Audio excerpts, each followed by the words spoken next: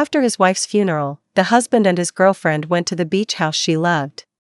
An hour later, the groundskeeper said, "She told me to bury something here if you ever came with her." She really wanted to be buried in Ashland, you know, Noelle said to me quietly as we unpacked at the beach house. I nodded, setting our bag down by the door. Yeah. But this house, it meant more to her than anything. This was hers before we even met. She would have hated me being here, Noelle added, her eyes tracing the salt-worn porch. Probably, I said. But she's gone. That was the moment the old man appeared, Malcolm, the groundskeeper. He took off his hat, looked me up and down, then said something that chilled me to the bone. She told me to bury something here. Told me if you ever came, with her. I was supposed to give it to you. It's been a few months since that weekend, but I can't stop thinking about it. I, Reuben, 52 male, had been married to Dahlia, 47 female, for over 2 decades. We were one of those couples who had become more of a partnership than a romance. We functioned, had routines, owned property together. To anyone from the outside, it looked fine. But the reality was, it was hollow. Comfortable, but cold. Dahlia wasn't cruel. She was just hard. Hard to love. Hard to reach. I think she built her walls long before I met her. I kept waiting for the day they'd come down, but they never did. In the early years, I was madly in love with her, despite it all. But as the years passed, I started to wonder if I loved her, or just the version of her I hoped I'd one day get to meet. We had one major fracture in our marriage: children. Or the lack thereof. She never wanted them. Told me early on, and I agreed. At least, I told her I agreed. I buried that part of myself so deep, I forgot it was even there. But resentment is like a leak, it builds slowly, but it always finds a way out. Over time, I began to drift. Work kept me away more often. Silence filled the space between us. Dahlia found her escape in the beach house. She'd go to Cannon Beach for weekends, sometimes weeks. She said she needed the quiet. That the city overwhelmed her. I never fought her on it. I appreciated the distance. That house, which she named the Driftwood, was her sanctuary. She inherited it from her grandfather, restored it herself over the years, and refused to change a single thing. I didn't spend much time there. It felt like walking into someone else's diary. Then, a little over a year ago, I met Noelle. She was part of a clinical research group I consulted for. Smart, funny, younger than me by about 14 years, but with an old soul and a deep kindness I hadn't felt in so long. I didn't mean to fall into anything, but one conversation became coffee, coffee became dinners, and before I knew it, I was in something. We were careful.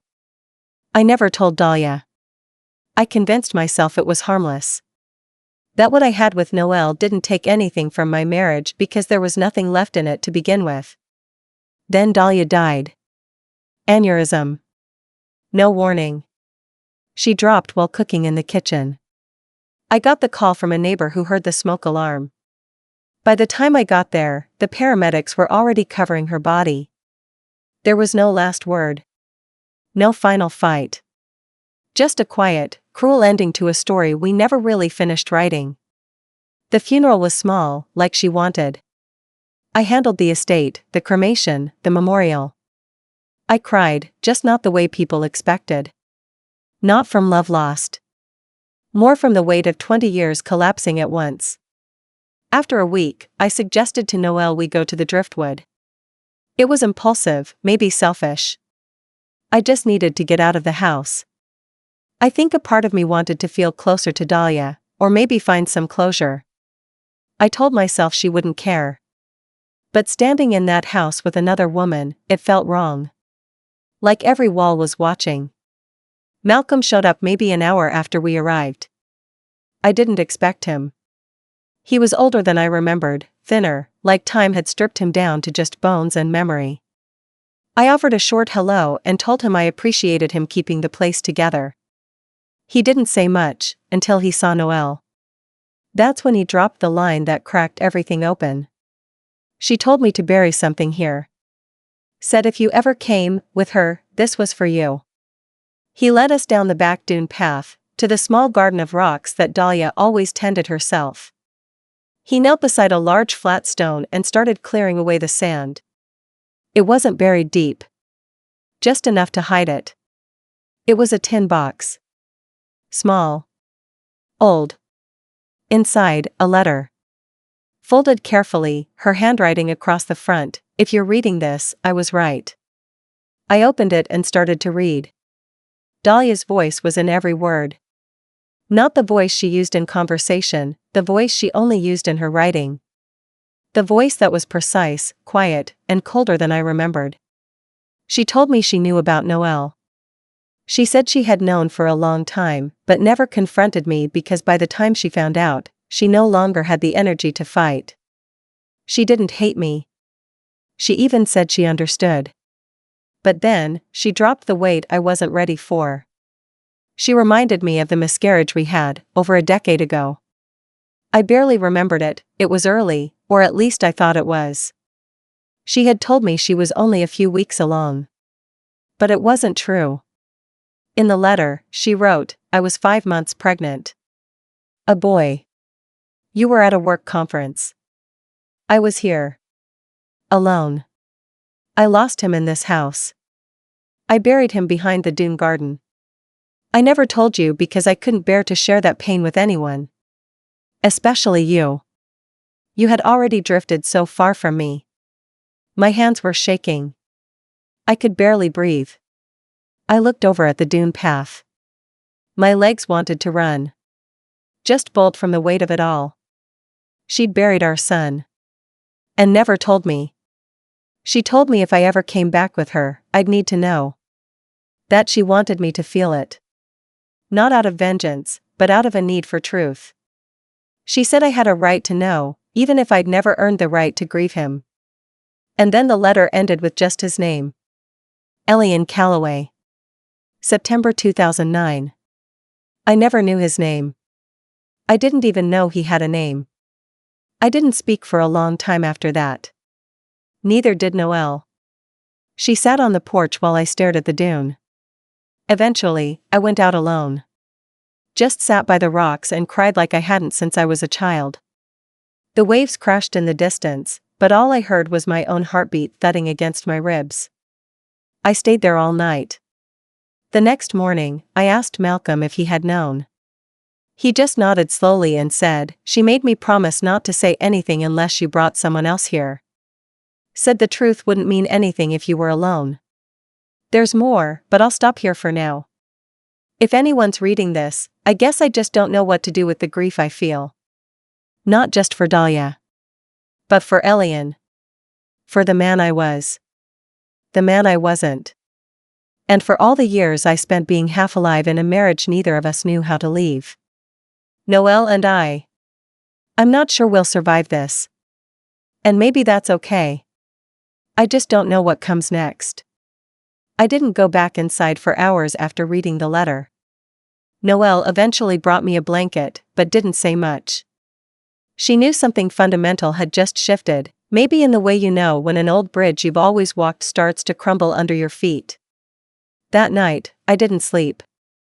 I laid on the living room floor while Noel curled up on the couch. We didn't touch. We didn't even look at each other. The silence wasn't awkward. It was thick, saturated with everything we both didn't know how to say. I kept playing moments over in my head. The month of the miscarriage, no, the stillbirth. I remembered it so differently. I was out of town, like she said. She had called and said she had lost it, using that clinical, detached voice she always did when things were too painful. I didn't ask questions. I didn't fly back early.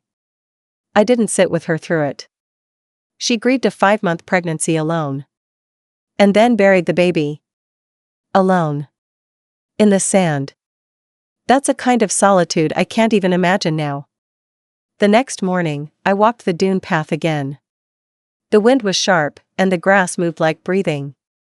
I tried to find the exact place she buried him, but there was no marker. Just that central rock surrounded by smaller ones, just like she liked it. Minimal. Natural. Unassuming. I stood over it and whispered, I didn't know. It felt absurd, talking to someone who never took a breath. But I said it again. Louder. Over and over, until the wind drowned out my voice. Noelle came out eventually. She stood a few feet behind me. You never knew, she asked quietly. I shook my head. She lied to me. I think to protect herself. Maybe to protect me, too.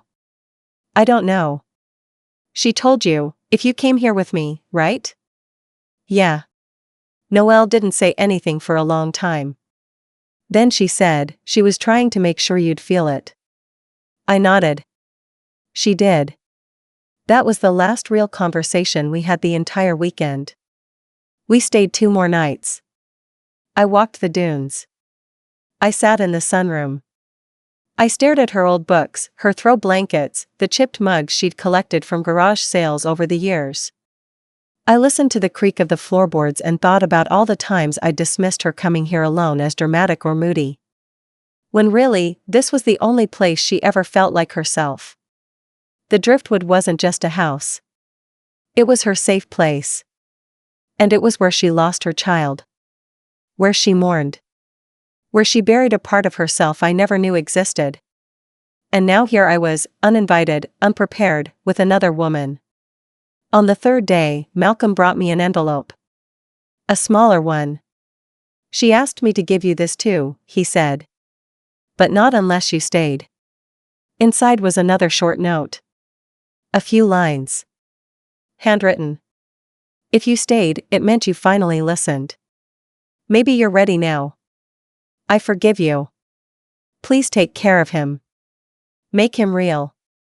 I stared at it for a long time. Make him real. That line tore something open in me. I think Dahlia knew me better than I knew myself. She knew that I would compartmentalize everything. Rationalize. Move on. Forget. That's what I'd always done. But she wanted me to stop running. To carry Elian with me, not as a wound, but as a memory. That night, I gathered a small pile of driftwood and stones and built a marker. Nothing big. Just a shape. Something permanent. Something intentional. It wasn't a grave, not exactly. But it was a place. I wrote his name on a piece of bark and placed it under the central stone. Elian Calloway. I said it out loud. Not the baby. Not him. Not what we lost. A name. A person. Noelle didn't help. She stayed inside, packing up slowly. I think we both knew we were at the end of something. Or maybe at the edge of it. When she finally came outside, I noticed her eyes were red. She had cried, too, but not for him. For us. We didn't fight. We didn't even argue. But there was distance now between us that I couldn't close. She was with me during the moment my past became too heavy to carry forward. And I think she knew I wouldn't be the same after this. Neither of us would. We drove back in near silence. She stared out the window. I gripped the wheel until my knuckles turned white. At one point, I said, I need time. She nodded. I know. And that was it. She went back to Ashland. I went back to the empty house in Portland, where Dahlia's scent still lingered in the closets and her bookmarks remained stuck between pages. I haven't touched any of her things yet. A few days later, Simone, Dahlia's sister, called me. She had been quiet after the funeral, keeping her distance, maybe out of respect. But when I told her what happened at the beach house, her voice cracked. She told me, she said. About Elian. Years ago. I was stunned. You knew? She made me promise not to tell you. Said it was her burden. I begged her to reconsider, but she was adamant. Said you didn't want kids. Said you wouldn't have understood. She didn't even give me the chance. I know, Simone whispered. I think part of her wanted to punish you, Reuben. But most of her, she just didn't know how to let you in. That's the part one keep coming back to. For all of Dahlia's flaws, for all the coldness, the distance, the walls, she still loved me. In her own fractured, difficult way. She never stopped. But she never figured out how to show it. And I never figured out how to ask for it. It's been 2 weeks now. I've taken some time off work. I've barely spoken to Noelle. I don't know what to say. Part of me wants to go to her. Another part wants to be alone forever. I've started writing letters to Elian. Just small ones. Nothing poetic. Just thoughts. Today I saw a robin building a nest in your mother's old planter box. Your name means light. Your mother picked it. I'm sorry I wasn't there. It feels foolish sometimes, but it also feels like something I owe. Not to Dahlia. Not to myself. To him. To the memory of a boy who never opened his eyes, but whose name now lives inside mine. I started going on long walks. It wasn't something I ever really did before. I wasn't the go clear your head type. But after what happened at the beach house, the silence in my home became unbearable. Every corner whispered something. The couch where Dahlia used to read. The kitchen where she collapsed. Her garden gloves still sitting by the back door. The absurd finality of her being gone kept echoing through the quiet. So I started walking. First just around the neighborhood. Then into the old trail behind our subdivision that curved down toward a creek I'd forgotten existed. I'd walk for an hour or two, sometimes longer, listening to birds and letting my thoughts spool out and unravel. I didn't talk to Noelle. Not for 2 weeks. I didn't even check her messages. It wasn't avoidance in the way it usually is. I wasn't escaping consequences. I just didn't know how to be present with someone who had only known the half version of me. The me who had never said the word Elian out loud. The me who hadn't held a letter from a dead wife or stood on sand that held the remains of something I never knew I had. I didn't know if we were still together. We hadn't broken up. But we hadn't spoken. And in many ways, our silence was louder than any goodbye. Eventually, I drove back to Cannon Beach alone. I told myself it was to check on the house, to clear out some of Dahlia's things. But it wasn't. I just needed to sit with him again. With the dunes. With the quiet. The house looked untouched. Malcolm had been by. The porch was swept. Mail collected. He'd left a note under a rock, let me know if you want to list it. I went inside. The air still held her. Lavender and old paper. I stood in the entryway for almost an hour, just listening. Not for sounds, but for something else. Some trace of her in the wood.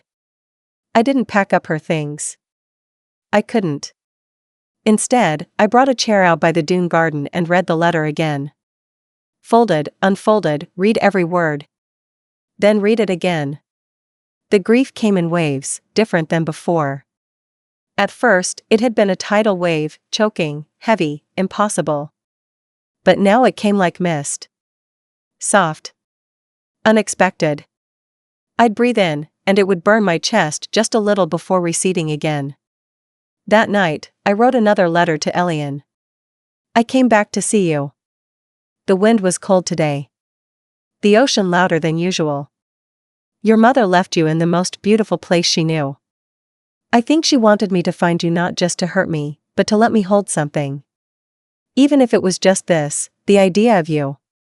I folded it and placed it under the central rock. The next morning, I called Simone. I asked her if she wanted anything from the house. Any keepsakes. She was quiet for a bit. Then said, "Can I come with you next time?" I didn't expect that. But I said yes. Before I left that day, I found a box of old photos in the closet. Most were ones I'd seen before, but some weren't. There was one of Dahlia sitting barefoot on the back steps of the driftwood, holding her belly. Smiling, not posing. A soft, private moment. She looked lighter. At peace. She'd been pregnant in that photo. I hadn't realized it before. That image haunted me. The way her hands wrapped around herself. The way she held the secret alone. Back in Portland, I finally texted Noelle. "Can we talk soon?" She didn't reply right away. A few days passed. Then, "Only if you're ready to be honest with me. And with yourself." I asked her to come over. She didn't hesitate. She showed up the next day, and for the first time since everything, we looked at each other like two people on opposite ends of a very long, very complicated road. She sat on the couch. I made coffee. We didn't rush. Then she said, "I don't want to be someone you go to because no one else is left." I told her she wasn't. She didn't believe me. Not fully. "You never let me in," she said. "Not really. I knew pieces. Not all of it. And now it feels like there's a part of you that belongs somewhere else. With her. With him." I didn't argue. She was right. But that didn't mean I didn't care. I told her I still wanted her in my life, but I understood if this had changed everything for her. She nodded slowly. Then she asked me something that knocked the wind out of me. "Did you love him?" It was a strange question. How do you love someone you never met?